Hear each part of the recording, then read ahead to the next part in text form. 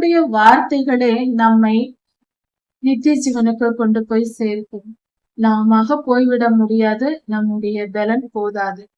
அதை புரிந்து கொண்டு கர்த்தருடைய வேத வாசனத்தை சுவாசிப்போம், தாகம் தீர குடிப்போம், பசி தீர ஆகாரமாய் புசிப்போம், கண்கள் நிறைவாகும் வரைக்கும் பார்த்து மகிழ்வோம், கர்த்தருடைய வசனங்களை கேட்டு மகிழ்வோம்.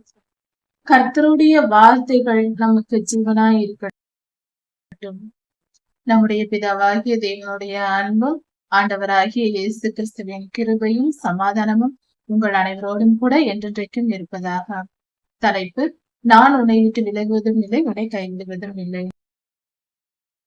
உபாகமம் 27ஆம் அதிகாரம். மோசே ஐயா இஸ்ரவேலருக்கு கானானுக்குள் பிரவேசிக்கும் போது, யோர்தானை கடந்து போகும்போது என்ன செய்ய வேண்டும் என்று கட்டளை கொடுக்கிறார். கர்த்தருடைய கட்டளையை சொல்லிக் கொடுக்கிறார். அதை என்னவென்று பார்ப்போம். அது கானானுக்குள் பிரவேசிக்கிற இஸ்ரவேலர்களுடைய நிலைதான் நாம் இப்பொழுது வாழ்ந்து கொண்டிருக்கிறோம். கர்த்தருக்குள் நாம் பிள்ளைகளாக வந்துவிட்டோம். கர்த்தருடைய பிரியமானவர்களாக கர்த்தரை சேவிக்கிற நாம் எப்படி நடந்து கொள்ள வேண்டும், எதெல்லாம் செய்யலாம், எதை செய்யக்கூடாது என்பதை பற்றின சில கட்டளைகளை கர்த்தருடைய இருதயத்தில் உள்ளதை மோசே ஐயா பெற்றுக்கொண்டு வந்து நமக்கு சொல்லிக் கொடுத்திருக்கிறார். இது இஸ்ரவேலர்களுக்கு கொடுக்கப்படுகிற அத்தனை கட்டளைகளும் கர்த்தருடைய பிள்ளைகளாகிய இந்த காலத்தில் வாழ்கிற நமக்கு பொருத்தமானதா இருக்கிறது. இவைகளை கேட்டு அறிந்து கொண்டு கீழ்ப்படிந்து நடக்க வேண்டும். இஸ்ரவேலரை நோக்கி மோசேயா சொல்லிக் கொடுக்கிறார்.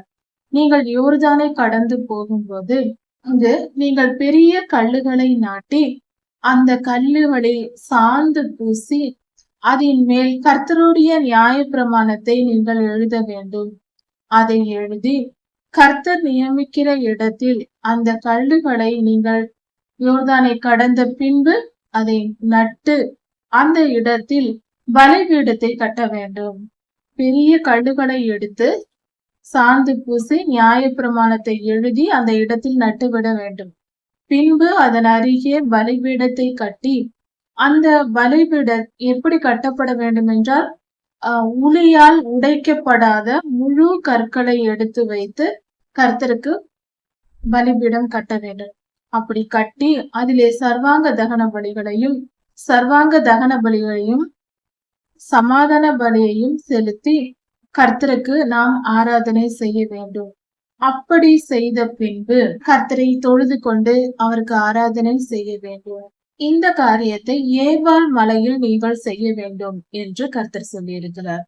இப்படியாக பலி செலுத்தி ஏபால் மலையில் கற்களை நட்டு பலிபீடம் கட்டி பலிகளை இட்டு எல்லோருடனும் விதவைகள், திக்கற்றவர்கள், ஏழைகள், அடிமைகள் இவர்களோடு சேர்த்து சந்தோஷமாக புசித்து குடித்து சந்தோஷமாய் இருந்து அந்த நியாய பிரமாணத்தை அந்த சாந்து பூசிய கற்களில் எழுத வேண்டும் என்று கர்த்தர் சொல்லியிருக்கிறார். இந்த செயல் ஏபால் மலையில் செய்யப்பட வேண்டும்.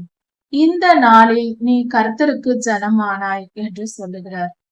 என்று கர்த்தருடைய கட்டளைகள் நமக்கு கிடைக்கிறதோ, என்று அதை நாம் மனதார ஏற்றுக் கொள்கிறோமோ, கர்த்தருடைய சட்ட திட்டங்கள், அவருடைய கட்டளைகள், நியாயங்கள், கற்பனைகள் இவைகளை நாம் கேட்டு என்று பெற்றுக் கொள்ளுகிறோமோ, அந்த நாளே நமக்கு கர்த்தருடைய ஜனமாகும் நாள். அன்றே நமக்கும் அவருக்கும் உள்ள உறவு ஏற்படுகிறது. இன்றும் கூட கிறிஸ்தவர்களாய் வாழ்ந்து கொண்டிருந்தாலும் வேதாகமத்தை படிக்காதவர்களாக, அதை முழுமையாய் படித்தறியாதவர்களாக இருக்கிறவர்கள் பலருண்டு. அப்படிப்பட்டவர்கள் அது அவர்களுடைய மாய்மாலத்தை அவர்கள் அறியாமலே அவர்கள் ஒரு மாயைக்குள் சிக்கி இருக்கிறார்கள்.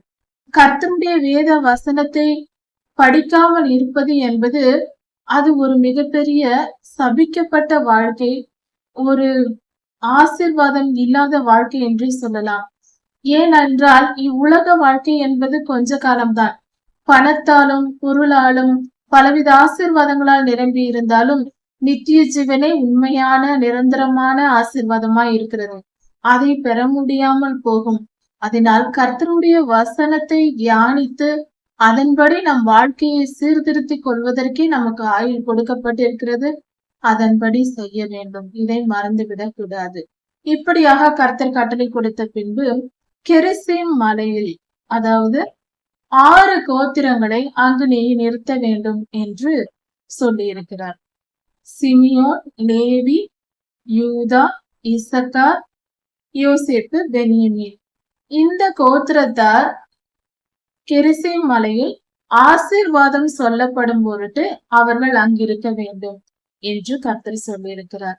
அதே போல ஏபால் மலையில் ரூபன், காத், ஆசீர், செபுலோன், தான், நப்தலி இந்த கோத்திரத்தார் ஏபால் மலையில் நிறுத்தப்பட்டு, இந்த 6 கோத்திரத்தாரும் ஏபால் மலையில் நிறுத்தப்பட்டு அவர்கள் சாபம் கூறப்படும் பொருட்டு அங்கு நிறுத்தப்பட வேண்டும் என்று கர்த்தர் சொல்கிறார். 2 மலைகளிலும் 6 கோத்திரங்கள் நிறுத்தப்படுகின்றன. இப்படி நடந்த பின்பு ஆசாரியர்கள் சில வார்த்தைகளை சொல்லவும் இஸ்ரவேலர்கள் அதை ஆமேன் என்று சொல்லவும் செய்ய சொன்னார் கர்த்தர். ஆசாரியர்கள் சில வாக்குகளை சொன்னார்கள். அதை கேட்ட இஸ்ரவேல் ஜனங்கள் ஆமேன் என்று சொன்னார்கள். இது கர்த்தருடைய கட்டளையாக இருக்கிறது.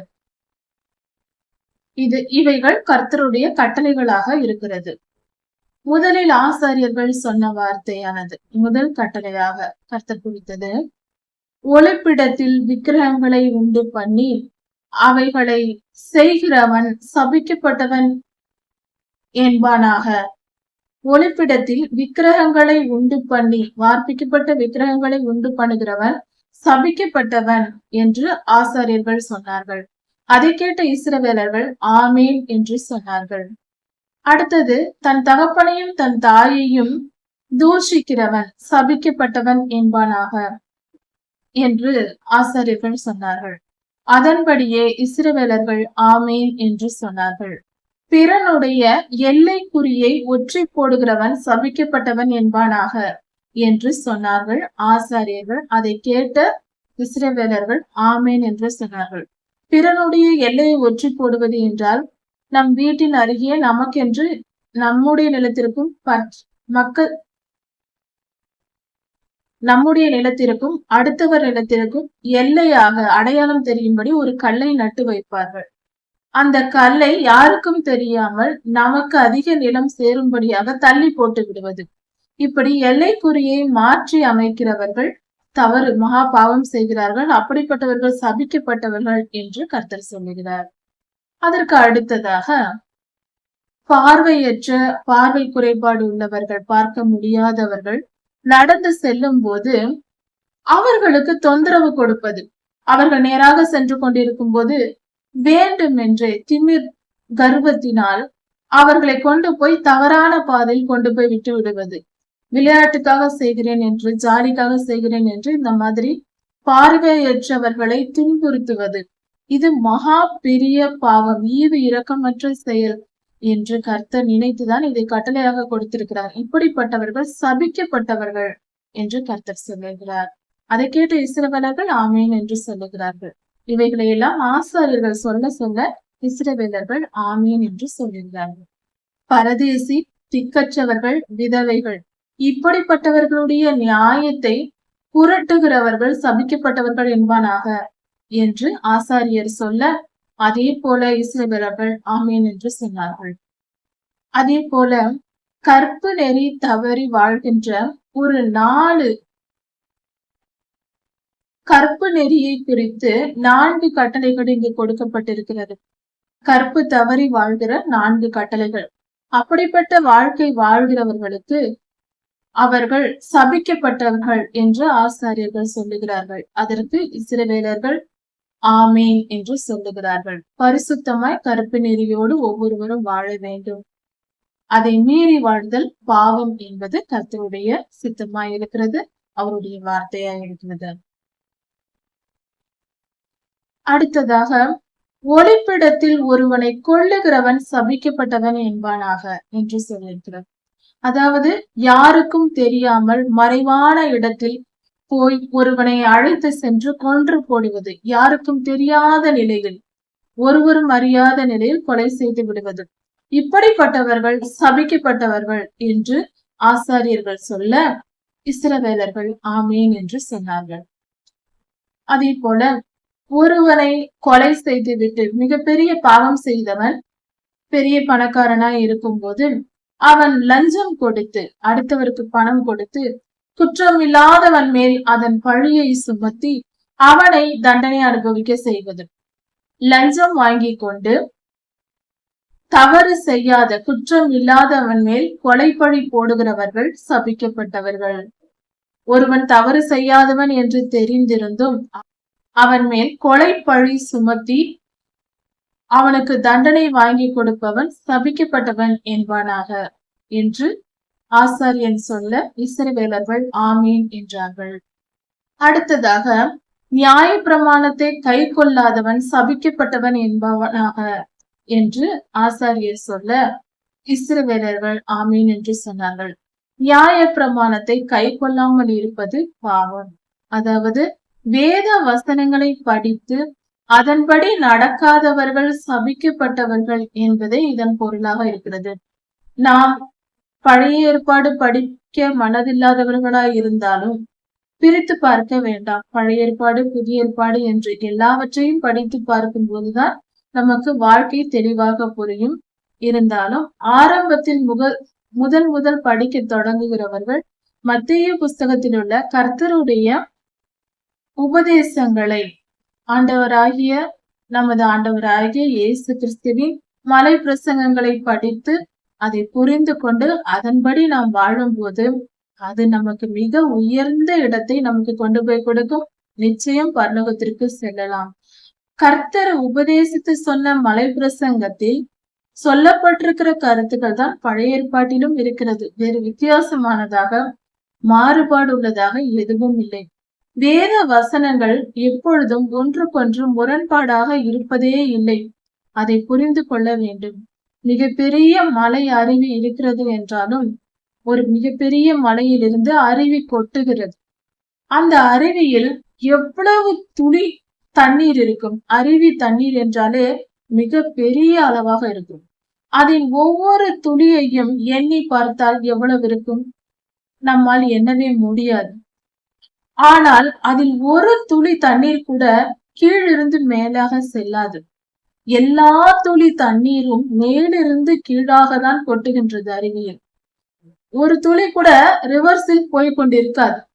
அது போலதான் கர்த்தருடைய வார்த்தைகள் வேத வசனங்கள் எதுவுமே முரண்பாடானது அல்ல. சில நேரங்களில் முரண்பட்டது போல தோன்றலாம். ஆனால் அது இரு கரைகளாக இருந்து பரிசுத்த ஆவியானவரின் சித்தத்தை நமக்கு வெளிப்படுத்தும். எதிரெதிரே இருப்பது போல தோன்றும். எதிரெதிரே நின்று நடுவில் பரிசுத்த ஆவியானவரை நமக்கு கொண்டு வந்து சேர்க்கும். அதனால் வேத வசனங்களை புரிந்து கொண்டு முழுமையா எல்லா வசனங்களையும் ஏற்றுக்கொள்ள வேண்டும். ஒன்றை ஏற்றுக்கொள்வது ஒன்றை முரண்பாடாய் இருப்பது என்று தவறு. வேத வசனங்கள் நம் நாசிக்கு சுவாசமாகவும் நம் தாகம் தீர்க்கும் தண்ணீராகவும் நம் பசி தீர்க்கும் ஆகாரமாகவும் நமக்கு பலன் தருகிற இந்த காரணிகளாகவும் இருக்கிறது. நம் கண்களுக்கு ஒளியாகவும் நம் செவிகளுக்கு சத்தமாகவும் நம் வாழ்வை வாழ வைக்கிற ஜீவனாக இருக்கிறது. நித்திய ஜீவனை நமக்கு தருகிற சுதந்திரித்து தருகிற ஒரு நல்ல ஒரு ஆயுதமாக வேத வசனம் இருக்கிறது. கர்த்தருடைய வார்த்தைகளே நம்மை நித்திய ஜீவனுக்கு கொண்டு போய் சேர்க்கும். நாம போய்விட முடியாது. நம்முடைய பலன் போதாது. அதை புரிந்து கொண்டு கர்த்தருடைய வேத வசனத்தை சுவாசிப்போம். தாகம் தீர குடிப்போம். பசி தீர ஆகாரமாய் புசிப்போம். கண்கள் நிறைவாகும் வரைக்கும் பார்த்து மகிழ்வோம்.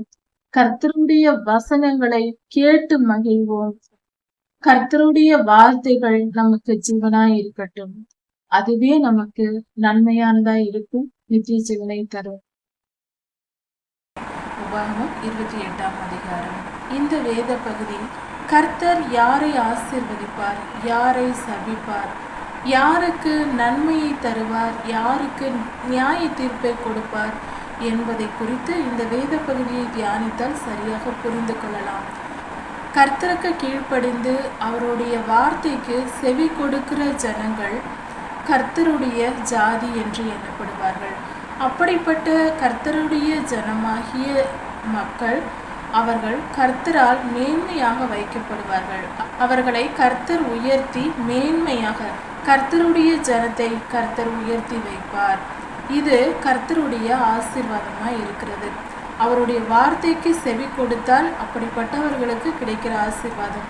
நாம் எல்லோரும் உயர்ந்த நிலையில் மேன்மையாக இருக்க வேண்டும் என்று எல்லோரும் விரும்புவோம். ஆனால் கர்த்தருக்கு கீழ்ப்படிய வேண்டும் என்றால் அதை யாரும் விரும்புவதில்லை. அதனால்தான் உயர்த்தப்படாமல் நாம் இருக்கிறோம். அதனால் கர்த்தருக்கு பிரியமாய் அவருடைய வார்த்தைக்கு செவி கொடுக்க பழகி கொண்டால் மேன்மை என்பது தானாக வரும்.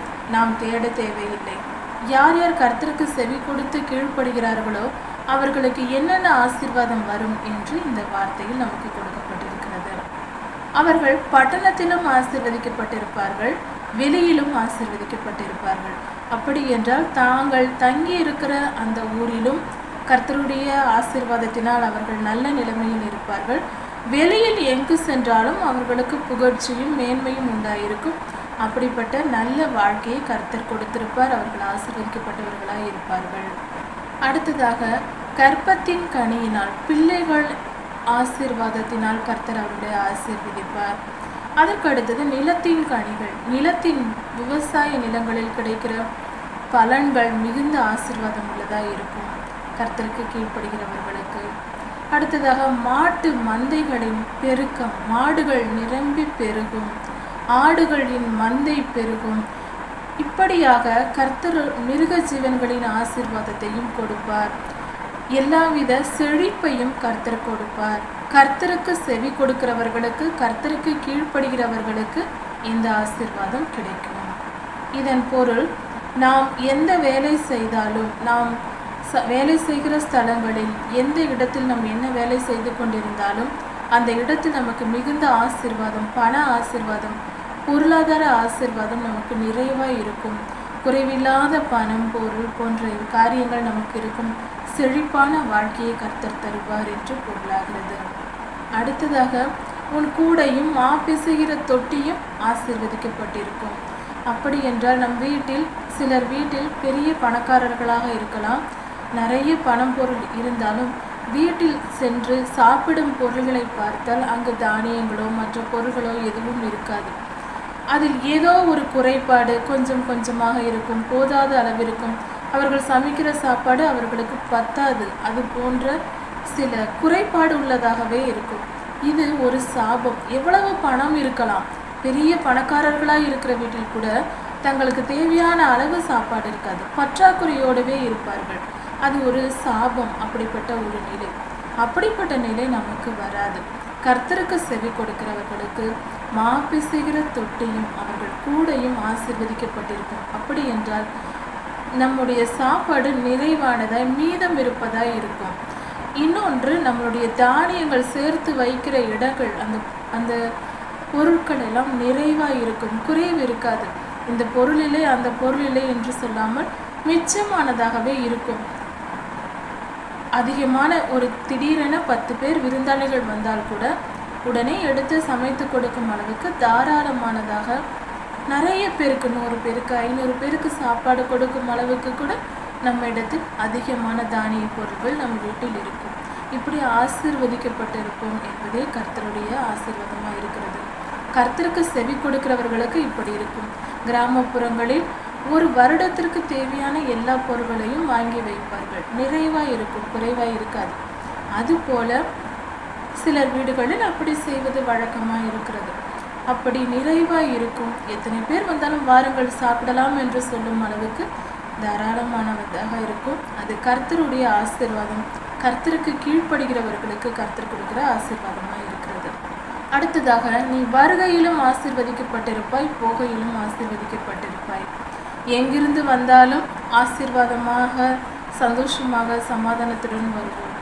போகையிலும் எங்கு சென்றாலும், போக்கிலும் வரத்திலும், நம்மளுடைய பயண நேரத்திலும் சமாதானமாக, சந்தோஷமாக, எந்தவித ஆபத்தோ இடைஞ்சல்களோ வேதனைக்குரிய சம்பவங்களோ இல்லாமல் சமாதானத்துடன் போகையிலும் வருகையிலும் நாம் இருப்போம். நாம் பாதுகாக்கப்படுவோம் என்று பொருளாகிறது. ஆக்சிடென்ட் போன்ற காரியங்கள் நமக்கு எதுவும் வராது. நாம் நம் சத்துருக்களை முறியடிப்போம். கர்த்தருக்கு செவி கொடுத்து கர்த்தருக்கு கீழ்ப்படிந்து வாழ்ந்து கொண்டிருந்தால் நம் சத்துருக்களை கர்த்தர் நம் கையில் ஒப்பு கொடுப்பார். அவர்கள் ஒரு வழியாய் வருவார்கள், 7 வழியாய் ஓடி போவார்கள். அப்படி என்றால் நம்மை வெற்றி கொள்ள யாரும் இருக்க மாட்டார்கள். எந்த இடத்திற்கு சென்றாலும் அதில் நமக்கே வெற்றி உண்டாகும். நம் சத்துருக்கள் நமக்கு எந்த தீங்கும் செய்ய முடியாது. அப்படியாக கர்த்தர் நம்மை பாதுகாப்பார். நம்முடைய களஞ்சியங்களை கர்த்தர் ஆசீர்வதிப்பார். நாம் செய்கிற எல்லா வேலைகளையும் நமக்கு ஆசீர்வாதத்தை கர்த்தர் கொடுப்பார். நம் களஞ்சியங்கள் நிரம்பி வழியும். நம்முடைய பேங்க் அக்கௌண்ட்டில் நிறைய பணம் இருக்கும். வீட்டில் பணம் அதிகமாக இருக்கும். தானியங்கள், வீட்டில் தேவையான பொருட்கள் எல்லாம் இருக்கும். நகைகள் இருக்கும். இப்படியாக கர்த்தர் நம்மை ஆசீர்வதிப்பார், அவருக்கு செவி கொடுத்து வாழும்போது. அதே போல நாம் ஒரு தொழில் தொடங்குகிறோம், ஒரு பிஸ்னஸ் செய்கிறோம், அல்லது ஏதாவது வேறு நல்ல காரியங்கள் செய்கிறோம் என்றால் நாம் எந்த வேலை செய்தாலும் அதில் ஆசீர்வதிக்கப்பட்டிருப்போம். நிச்சயம் வெற்றி உண்டாகும். நமக்கு எந்தவித குறையும் தோன்றாது. கையிட்டு செய்கிற எல்லா வேலைகளிலும் கர்த்தருடைய ஆசீர்வாதம் இருக்கும். அது பழகி பெருகும். அந்த வேலைகள் மிகுந்த ஆசீர்வாதமானதாக, வெற்றியை தரக்கூடியதாக நமக்கு இருக்கும். இப்படிப்பட்ட ஆசீர்வாதங்களை கர்த்தர் நமக்கு தந்திருக்கிறார்.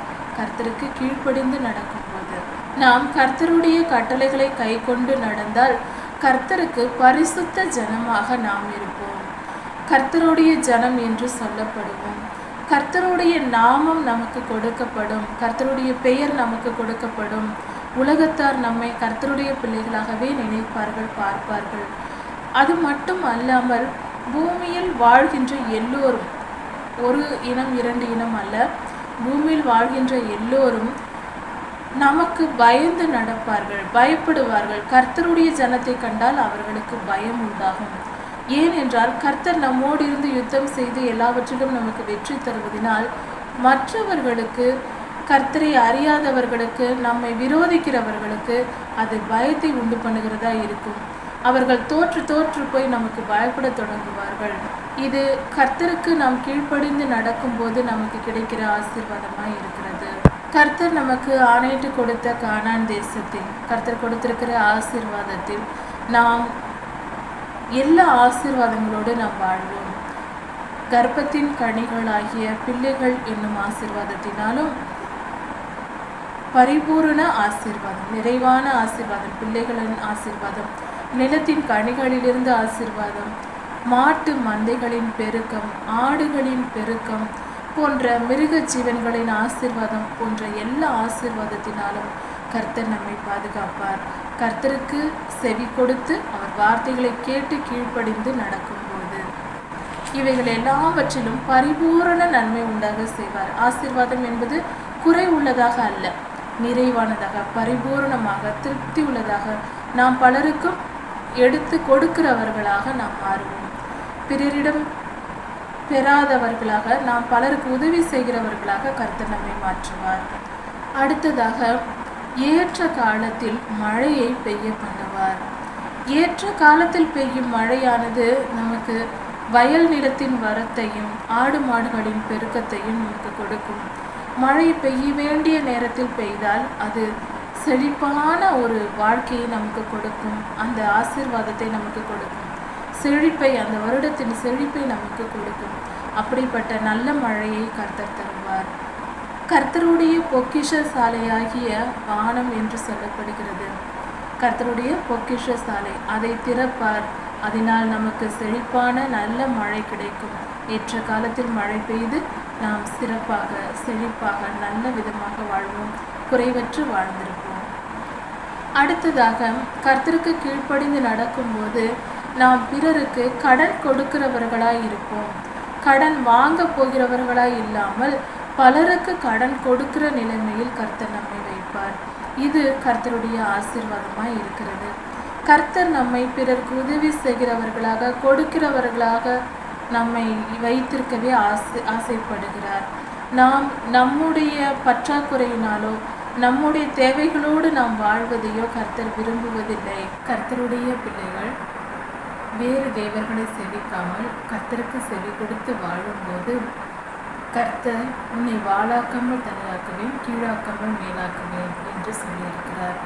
எல்லா இடங்களிலும், எல்லா காரியத்திலும் நாம் உயர்த்தப்படுவோம். உயர்ந்த ஸ்தானத்தில் இருப்போம். பலரை வழிநடத்துகிற பொறுப்பில் நம்மை வைப்பார், உயர்ந்த ஸ்தானத்தில் வைப்பார். இப்படியாக கர்த்தருக்கு செவி கொடுக்கும் போது நமக்கு ஆசீர்வாதங்கள் வந்து சேருகிறது. கர்த்தருடைய ஆசீர்வாதங்கள் என்ன என்ன என்று பார்த்தோம். அதாவது இந்த காலத்திற்கு ஏற்றபடி சொல்ல வேண்டும் என்றால், கர்த்தருடைய பிள்ளைகளுக்கு முதலில் தேவையானது பாதுகாப்பாய் இருக்கிறது. இயற்கை சூழ்நிலைகளிலிருந்தும், ஆக்சிடென்ட் போன்ற காரியங்களிலிருந்தும், பெரும் ஆபத்துகளிலிருந்தும், கொள்ளை நோய்களிலிருந்தும், பஞ்சத்திலிருந்தும், இப்படிப்பட்ட காரியங்கள் நம்மை தொடாதபடிக்கு கர்த்தர் நம்மை பாதுகாக்கிறார், அவருக்கு நாம் கீழ்ப்படிந்து நடக்கும்போது. அடுத்ததாக நமக்கு ஆரோக்கியத்தை கொடுக்கிறார், நம் உயிரை காப்பாற்றுகிறார். அடுத்தது நம் சரீர ஆரோக்கியத்தை கொடுக்கிறார். நாம் பலவீனமாய் இருந்தாலும் நோயுற்று இருந்தாலும் அவைகளை எல்லாம் நீக்கி போட்டு நம்மை விடுதலையாக்குகிற தேவனாய் இருக்கிறார். நம்மை பாதுகாத்து கொள்ளுகிறார். நம் ஜீவனுக்கு ஒரு சேதமும் வராதபடி நம்மை பாதுகாத்து கொள்ளுகிறார். நம் சரீர பலவீனங்களிலிருந்து நம்மை விடுதலையாக்கி நம்மை பாதுகாத்து கொள்ளுகிறார்.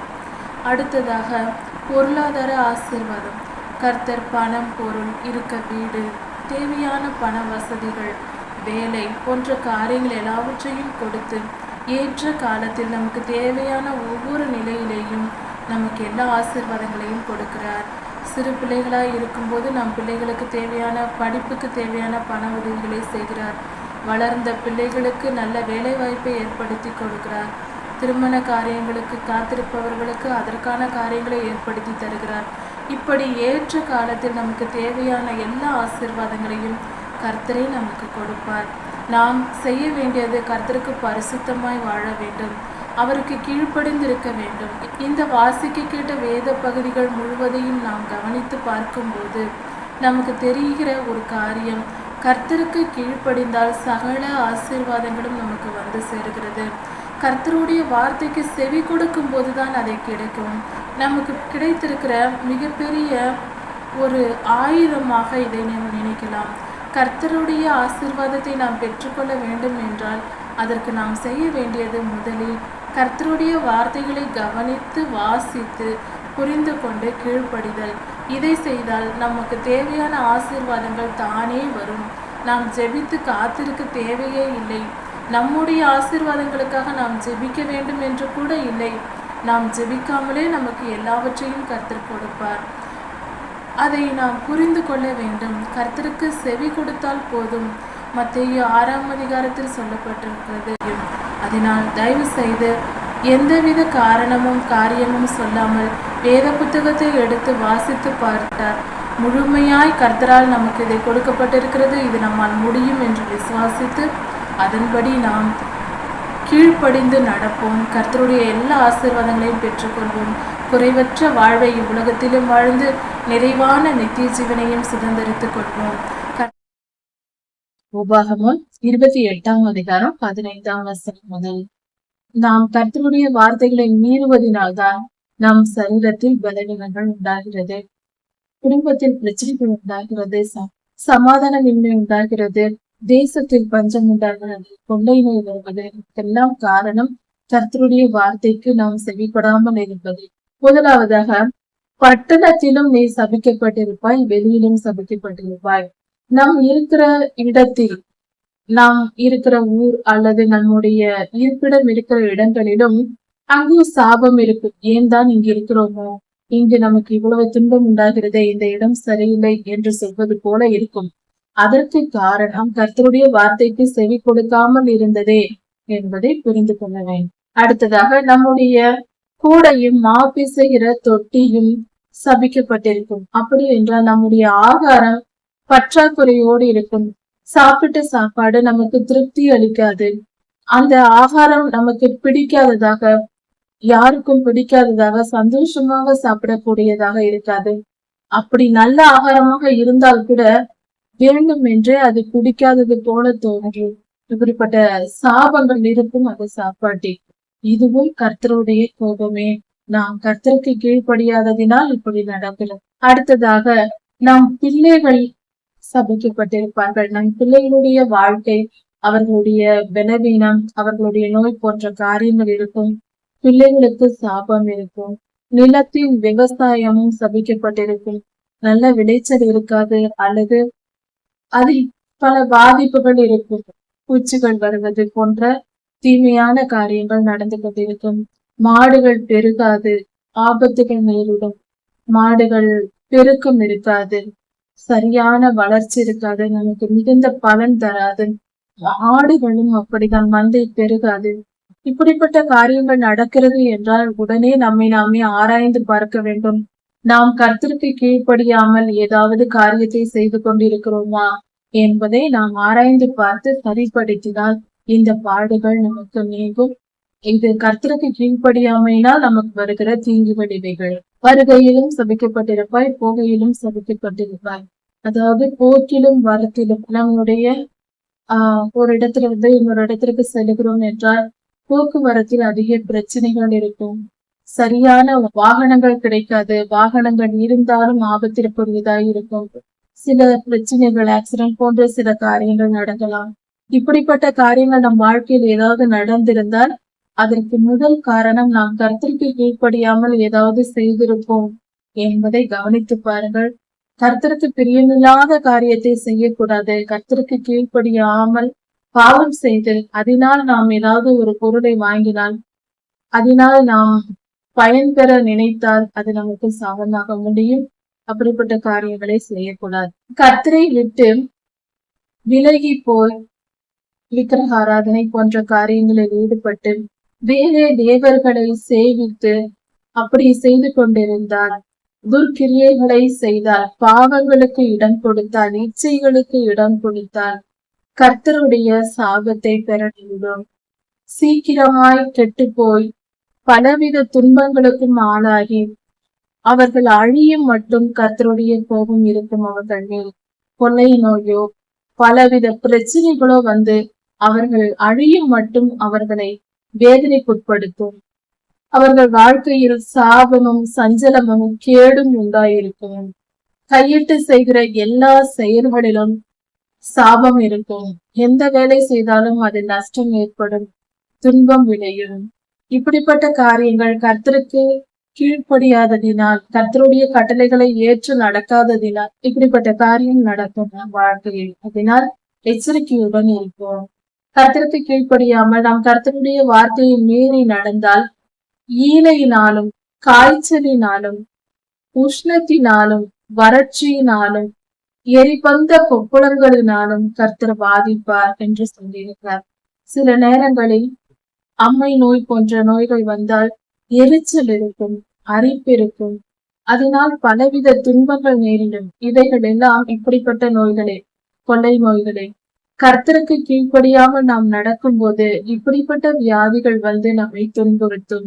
நம் பாவங்களை நாம் அறிக்கையிட்டு, கர்த்தாவே, நான் உமக்கு விரோதமாய் இந்த காரியங்களை செய்திருக்கிறேன், அதனால் என்று துன்பத்தை நான் அடைந்திருக்கிறேன். இந்த வேதனைகள், இந்த பாடுகள் வருவதற்கு நானே காரணம். என்னுடைய தவறினால், என்னுடைய மீறுதலினால் இது நடந்தது. இந்த வேதனைக்கு நீர் அல்ல, நானே காரணம் என்பதை அறிக்கை செய்து ஒப்புக்கொண்டு, என்னை மன்னியும், இந்த பாவத்திலிருந்து எனக்கு விடுதலையை தாரும், இந்த வேதனையிலிருந்து என்னை நீக்கி போடும் என்று நாம் வேண்டிக் கொண்டால் கர்த்தர் நிச்சயம் நமக்கு விடுதலை தருவார். இப்படிப்பட்ட சரீர பலவீனங்கள் எது இருந்தாலும் அது நம்மால் வந்தது என்பதை புரிந்து கொண்டு ஒப்புக்கொள்வோம். அப்படி நாம் ஒப்புக்கொள்ளும் போது கர்த்தர் கிருபையாய் நம்மை ஆசீர்வதித்து, நம்மை மன்னித்து ஆசீர்வதிப்பார். சாபங்கள் எல்லாம் நீங்கி போகும். நம்முடைய கிருபாதார வழி இந்த பாவங்களை எல்லாம் அவர் சுமந்து கொள்வார், நமது ஆண்டவராகிய இயேசு கிறிஸ்து. அடுத்தது, கர்த்தருக்கு கீழ்ப்படியாததினால் கருக்காயினாலும் விஷ பணியினாலும் பாதிப்பார். கருக்காய் விஷப்பணி என்றால், செடிகளில் கோதுமை மணிகள் விளைந்திருக்கிறது என்றால் அது சிறு பிஞ்சாய் இருக்கும் போதே, அந்த கோதுமை பிஞ்சாக இருக்கும் போதே, அது முழுமையாய் வளர்ச்சி அடைவதற்கு முன்பாகவே அப்படியே கருகி போய்விடும். அதை கருக்காய் என்று சொல்வார்கள். முதிராத தானியமாய் போய்விடும், அது பலனற்றதாய் போய்விடும். விஷ பனி என்பது அதிக கடும் பனியாய் இருக்கும். அதனாலும் விளைச்சல்கள் பாதிக்கப்படும். மனிதர்களுக்கும் மிருகங்களுக்கும் பலவித நோய்கள் உண்டாகும். விஷப்பனியில் பாதிக்கக்கூடியதே கொடூரமான பனி பெய்யும். இப்படிப்பட்ட காரியங்களினால் கர்த்தர் அவர்கள் அழியும் மட்டும் கர்த்தருக்கு கீழ்ப்படியாதவர்கள் அழியும் மட்டும் இப்படிப்பட்ட வாதைகளை அனுப்புவார் என்று கர்த்தரை சொல்லியிருக்கிறார். அதனால் நாம் அழிந்து போகாதபடிக்கு கர்த்தருக்கு கீழ்ப்படிந்து நடப்போம். அவருடைய ஆசீர்வாதங்களை பெற்றுக்கொண்டு இவ்வுலக வாழ்க்கையிலும் சுகமாய் வாழ்ந்து நித்திய ஜீவனையும் சுதந்திரித்துக் கொள்ள நாம் நினைப்பது நமக்கு நல்லது. அதுவே புத்திசாலி. அடுத்ததாக, நாம் கர்த்தருக்கு கீழ்ப்படியவில்லை என்றால் நம் தலைக்கு மேலுள்ள மேகம் வெண்கலமாகவும் பூமி இரும்பாகவும் மாறி போகும். அப்படி என்றால் நம் நிலத்தில் மழை பெய்யாது. மழை பெய்யாத பொழுது பூமி இறுகி போய் விளைச்சல்கள் இருக்காது. அப்படி என்றால் பஞ்சம் உண்டாகும். பஞ்சத்திற்கு பின்பு கொள்ளை நோய். அதனால் பட்டயம், பஞ்சம் வந்தால் கொள்ளை நோயும் வரும், பட்டயமும் வரும், பிரச்சனைகளும் வரும். இப்படிப்பட்ட பற்றாக்குறைகளினாலும் பஞ்சத்தினாலும் அவதிப்பட நேரிடும். கர்த்தருக்கு நாம் பிரியமாய் நடக்காவிட்டால், கர்த்தருக்கு கீழ்ப்படியாவிட்டால் இப்படிப்பட்ட தீமைகள் வந்து சேரும் என்று கர்த்தர் சொல்லுகிறார். அதனால் நாம் கர்த்தருக்கு பயந்து அவருக்கு கீழ்ப்படிந்து நடக்க முயற்சி செய்வோம், முடிவு செய்வோம். அடுத்ததாக, மழை பெய்யாமல் அந்த மழையானது புழுதியையும் மண்ணையும் கொண்டு வருகிறதா இருக்கும். கர்த்தருக்கு கீழ்ப்படியாமல் வாழ்ந்தால் புழுதியும் மண்ணும் கலந்த மழை உண்டாகும். அதனால் மிகப்பெரிய தீமையே விளையும். தேசத்தில் விளைச்சலாகட்டும், மனிதனின் ஆரோக்கியமாகட்டும் பாழாய் போகும். அதனால் கர்த்தருக்கு கீழ்ப்படிந்து நடக்க பழகுவோம். கர்த்தருக்கு கீழ்ப்படியாமை தீமையை கொண்டு வரும். அடுத்ததாக, எதிரிகளிடம் நம்மை கர்த்தர் ஒப்புக் கொடுப்பார். அவர்களிடம் தோர்த்து போகும் வரைக்கும் நாம் துன்பத்தை அனுபவித்து அவர்களால் ஒடுக்கப்படுவோம், ஒடுக்கப்படுவோம். இப்படிப்பட்ட நிலையை கர்த்தர் கொண்டு கொடுப்பார். கர்த்தருக்கு கீழ்ப்படியாததினால் இப்படிப்பட்ட தீமைகள் நமக்கு வந்து சேரும். கர்த்தருக்கு கீழ்ப்படியாமல் வாழ்ந்தால் நம்முடைய சத்துருக்களுக்கு நேராக நாம் ஒரு வழியாய் புறப்பட்டு போனாலும் 7 வழியாய் சிதறி போவோம். நம்மால் எதிர்த்து நிற்க முடியாது. நம் சத்துருக்களுக்கு எதிர்த்து நிற்க முடியாமல் 7 வழியாய் தலை தெறிக்க ஓட நேரிடும்.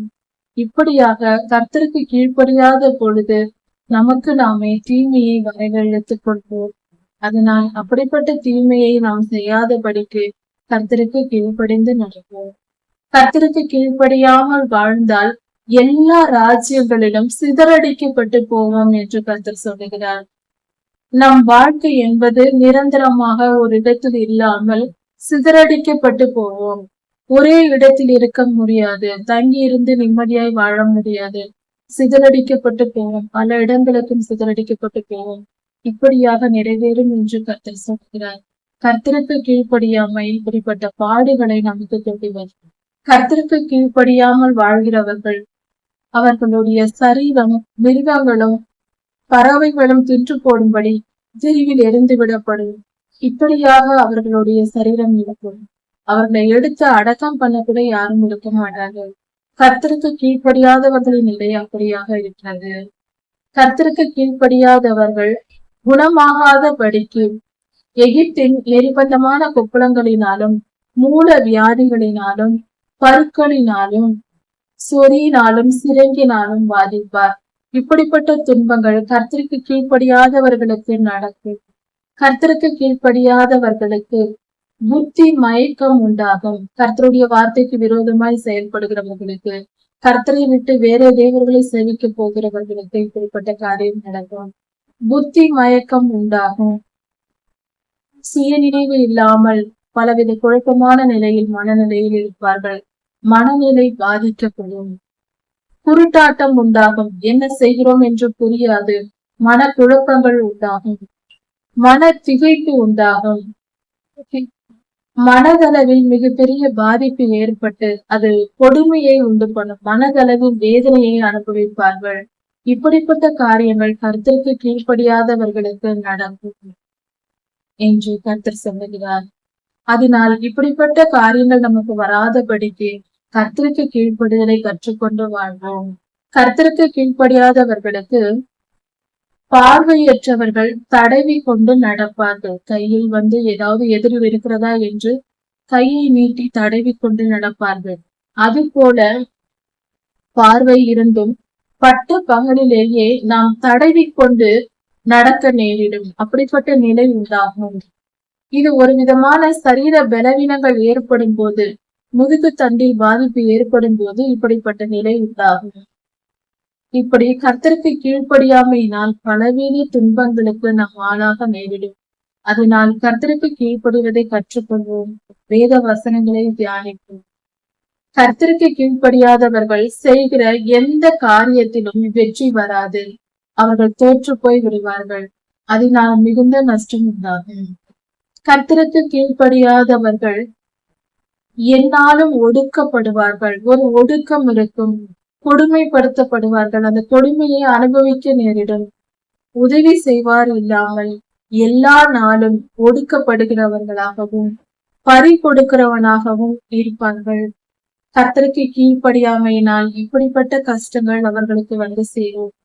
அவர்கள் ஒரு பெண்ணை நிச்சயதார்த்தம் பண்ணுவார்கள். அந்த பெண்ணை வேறொருவன் தூக்கி கொண்டு போய்விடுவான். அந்த பெண்ணை திருமணம் செய்யக்கூட முடியாது. இப்படியாக கர்த்தருக்கு கீழ்ப்படியாமையினால் பலவித துன்பங்களுக்கு நாம் ஆளாக நேரிடும். கர்த்தருக்கு கீழ்ப்படியாதவர்கள் வீட்டை கட்டுவார்கள், ஆனால் அந்த வீட்டில் குடியிருக்க முடியாது. கர்த்தருடைய கோபத்துக்கும் சாபத்துக்கும் ஆளாகும் போது இப்படிப்பட்ட சாபங்கள் எல்லாம் மனிதனுக்கு வந்து சேரும். வாழ்க்கையில் இவைகளில் ஏதாவது இருந்தால் கண்டிப்பாக அது கர்த்தருடைய கோபமே என்பதை நாம் அறிந்து கொள்ள வேண்டும். கர்த்தருக்கு நாம் கோபம் மூட்டினால் கர்த்தருடைய கோபத்திற்கு ஆளாக நேரிடும். அதனால் இப்படிப்பட்ட துன்பங்கள் நமக்கு வந்து சேரும். அதை புரிந்து கொண்டு நாம் கர்த்தருக்கு பிரியமாய் நடக்க எப்பொழுதும் முயற்சி செய்ய வேண்டும். கர்த்தருடைய வேத வசனங்களை தியானித்து அதை கற்றுக்கொண்டு அதன்படி நாம் நடக்கும் போது இப்படிப்பட்ட சாபங்கள் எல்லாம் இருந்தாலும் நம்மை விட்டு நீங்கி போகும்.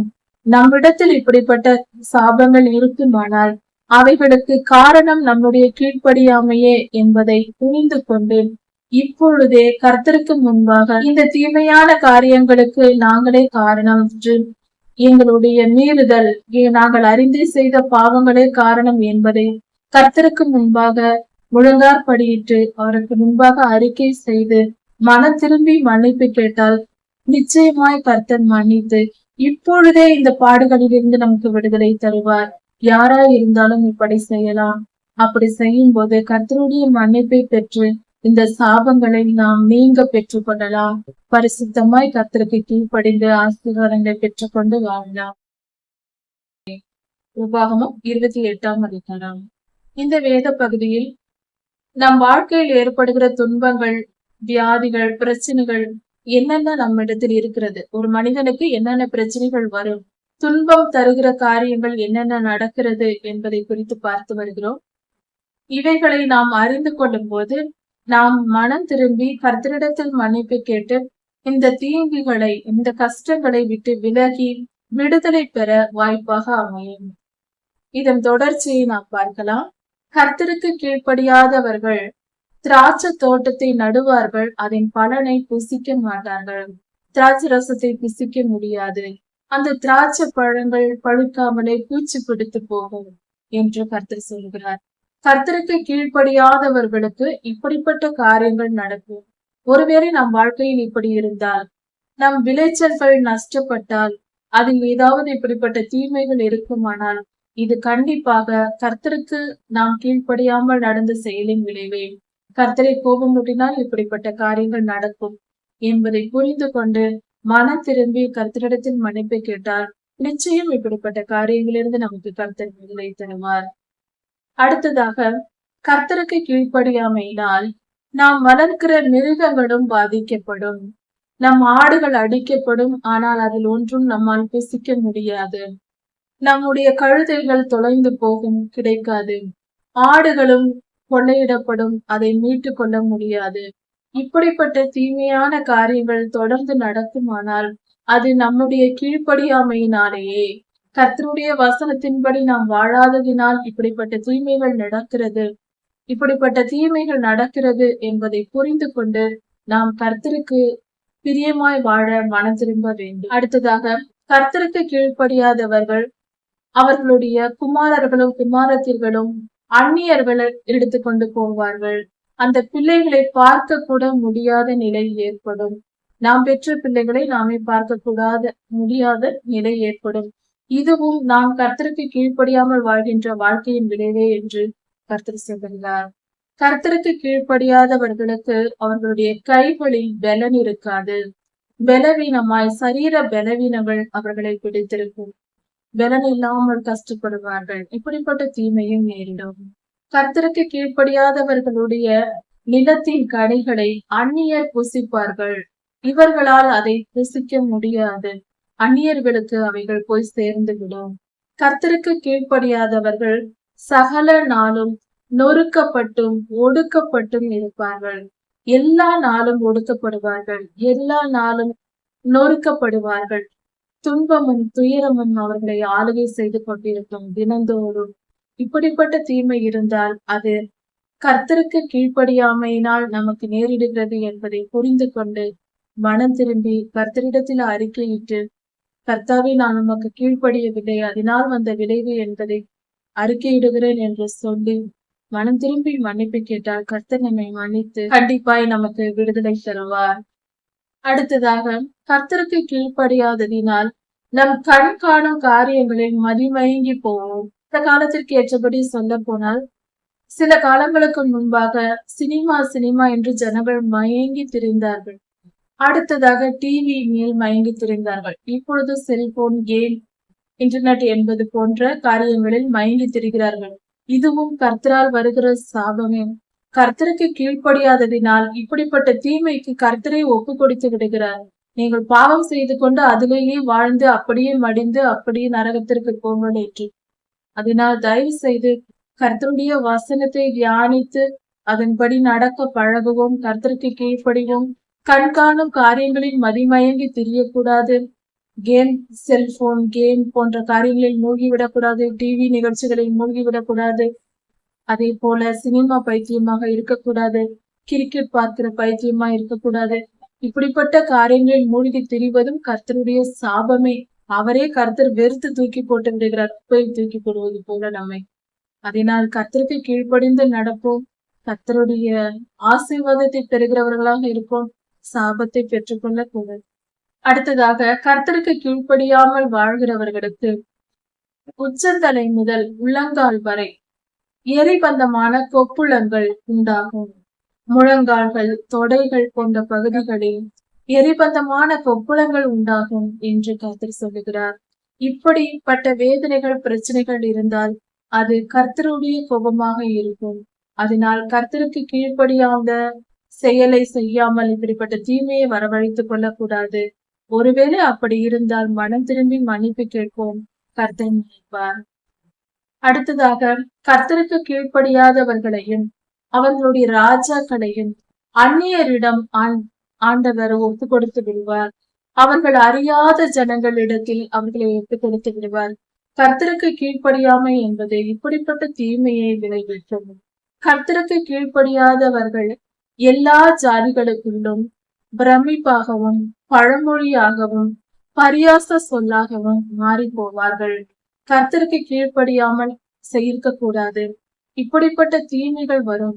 பலர் பரியாசம் செய்கிறவர்களாய் பெயருக்கு இந்த பெயரை சொல்லி பரியாசம் அவள் பார் இப்படி இருக்கிறாள், அவன் பார் இப்படி இருக்கிறான் என்று சொல்லும்படியாய் பலருக்கு பழமொழியாய் மாறிவிடக் கூடும். தீமையான வழியில், நல்ல விதமாக அல்ல. அதனால் கர்த்தருக்கு கீழ்ப்படிதல் நமக்கு நன்மையையும், கர்த்தருக்கு கீழ்ப்படியாமை நமக்கு பலவிதமான துன்பங்களையும் கொண்டு வரும் என்பதை புரிந்து கொண்டு இப்பொழுதே கர்த்தருக்கு கீழ்ப்படிய மனம் திருப்புவோம். அடுத்தது, கர்த்தருக்கு கீழ்ப்படியாமல் இருக்கும் போது நம்மளுடைய விளைச்சல்களுக்கு, நாம் விதைக்கிற விதையை காட்டிலும் நாம் அறுவடை செய்கிற பலன் மிக குறைவாக இருக்கும். நாம் விதைக்கிறதை காட்டிலும் அறுப்பது குறைவாக இருக்கும். இது மிகப்பெரிய தீங்காக இருக்கிறது. விளைச்சல்களை வெட்டு கிளிகள் வந்து அழித்து போடும். இப்படியாக நம்முடைய பலன்கள் அழிந்து போகும். கர்த்தருக்கு கீழ்ப்படியாமை இப்படிப்பட்ட தீமையை கொண்டு வந்து சேர்க்கும். கர்த்தருக்கு கீழ்ப்படியாதவர்கள் திராட்சை பழ தோட்டத்தை நடுவார்கள், பராமரிப்பு. கர்த்தருக்கு கீழ்ப்படியாதவர்கள் திராட்சை தோட்டத்தை நாட்டுவார்கள், ஆனால் அதன் திராட்சை பழ ரசத்தை குடிக்க முடியாது. பழங்களை பூச்சி தின்று போடும். இப்படியாக அதன் பலனை அனுபவிக்க முடியாத நிலையில் கர்த்தருக்கு கீழ்ப்படியாதவர்களுக்கு ஒலிவ மரங்கள் இருக்கும். அதன் எண்ணெயை அவர்களால் பூசிக்கொள்ள முடியாது. பிஞ்சுகளாய் இருக்கும் போதே அந்த காய்கள் உதிர்ந்து போகும். இப்படியாக விவசாய நிலத்தில் சிலர் சொல்லுவார்கள், பிஞ்சிலேயே உதிர்ந்து போகிறது காய்கள் எல்லாம் என்று. இன்றைய கணக்கின்படி அது சத்து குறைபாடு என்றெல்லாம் விஞ்ஞானிகள் சொல்வார்கள். ஆனால் இதெல்லாம் கர்த்தருடைய சாபமே. கர்த்தருக்கு கீழ்ப்படியாதவர்கள் மேல் கர்த்தர் இப்படியாக சாபத்தை அனுப்புவார். அதனால் கர்த்தருக்கு பயந்து அவருக்கு கீழ்ப்படிய வேண்டியது மிகவும் அவசியம். கர்த்தர் பெரியவர், அவருக்கு பயந்து நாம் நடக்க வேண்டும். நம்முடைய தேசத்தை ஆளுகிறவர்களுக்கு நாம் பயந்து அடங்கி போகிறோம். அது சிறந்ததென்று நம் பிள்ளைகளுக்கும் நாம் போதிப்போம். அதுபோல அதுவே நம்மை ஆளுகை செய்கிறவர்கள் மனிதர்களாய் இருக்கும் போது அவர்களுக்கே நாம் மதித்து மரியாதை கொடுத்து அடங்கி செல்லும் போது, கீழ்ப்படிந்திருக்கும் போது, கர்த்தருக்கு கீழ்ப்படிந்து நடப்பதும், சர்வலோகத்தையும் படைத்த சிருஷ்டிகர்த்தாவிற்கு நாம் கீழ்ப்படிந்து அவர் சொல்லுக்கு கட்டுப்பட்டு வாழ்வதும் அவசியம் அல்லவா? அது நீதி அல்லவா? அதை கண்டிப்பாக செய்ய வேண்டும். அதை புரிந்து கொள்வோம். கர்த்தருக்கு கீழ்ப்படியாதவர்கள் பிள்ளைகளை பெறுவார்கள். ஆனால் அந்த பிள்ளைகள் அவர்களோடு இருக்க மாட்டார்கள். அவர்கள் சிறைப்பட்டு போவார்கள். இப்படிப்பட்ட ஒரு நிலை ஏற்படும். இப்படிப்பட்ட நிலையில் இருந்தால் யாராவது கர்த்தருக்கு பயந்து அவருக்கு கீழ்ப்படிந்து மன்னிப்பு கேட்டு மனம் திரும்பினால் அவர்களுக்கு ஆசீர்வாதம் கிடைக்கும். கர்த்தருக்கு கீழ்ப்படியாதவர்களுக்கு மரங்களின் கனிகள் பூச்சி பிடிக்கும். வீட்டில் பூச்சி நிலத்தின் கனிகளையும் மரத்தின் கனிகளையும் வீட்டில் பூச்சி சாப்பிட்டு அழித்து விடும் என்று கர்த்தர் சொல்லுகிறார். இப்படியாக கர்த்தருக்கு கீழ்ப்படியாதவர்களுக்கு சாபம் வந்து சேரும். கர்த்தருக்கு கீழ்ப்படியாதவர்கள் இருக்கும் தேசத்தில் அவர்கள் மத்தியில் இருக்கும் போது அவர்களோடு இருக்கிற அந்நியர்கள் உயர்த்தப்படுவார்கள். கர்த்தருடைய பிள்ளைகளோ தாழ்த்தப்படுவார்கள். கர்த்தருக்கு கீழ்ப்படியாதது நிமித்தம் இப்படியாக நடக்கும் என்று கர்த்தர் சொல்கிறார். கர்த்தருக்கு கீழ்ப்படியாத இஸ்ரவேலர்கள் கர்த்தருடைய பிள்ளைகள் இருக்கும் போது அவர்கள் கடன் வாங்குகிறவர்களாக இருப்பார்கள். அந்நியர்கள் கடன் கொடுக்கிறவர்களாக இருப்பார்கள். கர்த்தருக்கு கீழ்ப்படியாதது நிமித்தம் இப்படிப்பட்ட தீமையான காரியங்கள் கர்த்தருடைய பிள்ளைகளுக்கு வந்து சேரும். கர்த்தருடைய பிள்ளைகளாய் இருக்கிறவர்கள் கண்டிப்பாக கர்த்தருக்கு கீழ்ப்படிந்து நடக்க வேண்டும். நாம் கர்த்தருக்கு கீழ்ப்படியாமல் இருந்தால் அந்நியர்கள் தலையாகவும் நாம் வாளாகவும் மாறி போவோம். கர்த்தருக்கு கீழ்ப்படிந்து நடந்தால்தான் நாம் உயர்த்தப்பட முடியும். கர்த்தருக்கு கீழ்ப்படியவில்லை என்றால் நாம் நம் வாழ்க்கையில் தாழ்த்தப்பட்டும் அந்நியர்கள் உயர்த்தப்பட்டும் போவார்கள். கர்த்தருக்கு கீழ்ப்படியாதவர்கள் வாழ்க்கையில் இப்படிப்பட்ட துன்பங்கள் வந்து அவர்கள் அழியும் வரை தொடர்ந்து வந்து முடிவில் அவர்களை அழித்து போடும். இப்படியாக கர்த்தருடைய கோபத்தின் விளைவு ஏற்படும். இப்படிப்பட்ட காரியங்கள் ஏன் நடக்கிறது என்பதை கவனிக்கும் போது கர்த்தருடைய இருதயத்தை புரிந்து கொண்டு அவர் நம்மை ஆசீர்வதிக்கையில் கானானுக்குள் அனுப்பி நம்மை அவருடைய இரத்தத்தால் கழுவி நம்மை மீட்டு கொண்ட பின்பு அவர் நம்மை சகல ஆசீர்வாதங்களினாலும் நம்மை ஆசீர்வதிக்கிறார். நாம் பரிபூரணமாய் இருக்கிறோம், சந்தோஷமாய் இருக்கிறோம், குறைவற்று இருக்கிறோம். அப்படிப்பட்ட நிறைவான வாழ்க்கை நமக்கு கிடைத்த பொழுது கர்த்தரை ஆராதிப்பதை விட்டுவிட்டு கர்த்தரை மறந்து நாம் அந்நிய தேவர்களை சேவிக்க போவதினால் இப்படிப்பட்ட தீமைகள் கர்த்தருடைய கோபத்தினால் வருகிறது. நாம் கர்த்தரை கோபமூட்டுகிறோம். அதனால் வருகிற விளைவுதான் கர்த்தருடைய சாபங்கள். அதனால் எப்பொழுதும் கர்த்தருக்கு கீழ்ப்படிந்து நடக்க விரும்புவோம். ஒரே ஒரு காரியத்தை புரிந்து கொள்வோம். நம்முடைய நாம் ஒரு அலுவலகத்தில் வேலை செய்கிறோம் என்றால் அந்த அலுவலகத்தின் தலைவருக்கு அந்த அதிகாரிகளுக்கு நாம் கீழ்ப்படிந்து நடப்பது அவசியமாய் இருக்கிறது. அது மிகவும் முக்கியம் என்பதை நாம் ஒத்துக்கொள்கிறோம், நாம் ஒப்புக்கொள்கிறோம், அதன்படி செயல்படுகிறோம். அப்படி இருக்கும் போது நாம் கர்த்தருக்கு சர்வ லோகத்தையும் ஆளுகை செய்கிற அதிகாரி அவரே எல்லாவற்றையும் செய்கிறார். நம்மையும் இந்த உலகத்தையும் படைத்திருக்கிறார். நம் சுவாச காற்று அவர் கையில் இருக்கிறது. அவர் நினைத்தால் இந்த சுவாசத்தை அடுத்த சுவாசம் வராதபடிக்கு நம்மை தடை பண்ண முடியும். அப்படி இருக்க எத்தனையோ பேர் திடீரென மரணம் அடைந்து நடந்து செல்லும் போதே விழுந்து மரணம் அடைகிறார்கள். அப்படி கூட நடக்கலாம். அப்படி இருக்க நம்மை இந்நாள் வரை பாதுகாத்து நம்மை ஆரோக்கியமாக நம்மை ஆண்டவர் வைத்திருக்கிறார், ஜீவனோடு வைத்திருக்கிறார். அப்படிப்பட்ட அதிபதிக்கு நாம் கீழ்ப்படிந்து நடக்க வேண்டாமா? வானத்தையும் பூமியையும் காற்றையும் கடலையும் மனிதனையும் மனிதனின் உணர்வுகளையும் தேவைகளையும் நிறைவுகளையும் சுவாச காற்றையும் எல்லாவற்றையும் ஏற்படுத்துகிறவர் கர்த்தரே. அப்படிப்பட்ட கர்த்தருக்கு நாம் கீழ்ப்படிந்து நடக்க வேண்டியது மிகவும் அவசியமாய் இருக்கிறது. அப்படிப்பட்ட காரியங்களை நாம் கவனிப்போம். கர்த்தர் பெரியவராய் இருக்கிறார். அவர் மிக மிக பெரியவராய் இருக்கிறார். அவரை யாரென்று புரிந்து கொண்டு நாம் தெரிந்து கொண்டு அவருக்கு கீழ்ப்படிந்து வாழ வேண்டும். நாம் அவருக்கு கீழ்ப்படியும் போது அவருடைய அன்பின் அருமையை நம்மால் உணர்ந்து கொள்ள முடியும். அவர் அன்பின் சுகத்தை நம்மால் அனுபவிக்க முடியும். அவரை கோபம் ஊட்டினால் அவருடைய சாபத்தை தான் பெற முடியும். அதுவும் நம்மை அழிக்காமல் விடாது. அதனால் கர்த்தருக்கு பயப்படுகிற பயம் அவசியம் தேவை. கர்த்தருக்கு பயந்து கீழ்ப்படிவோம். கர்த்தருக்கு கீழ்ப்படிதல் என்பது சுகமான விஷயம்தான்.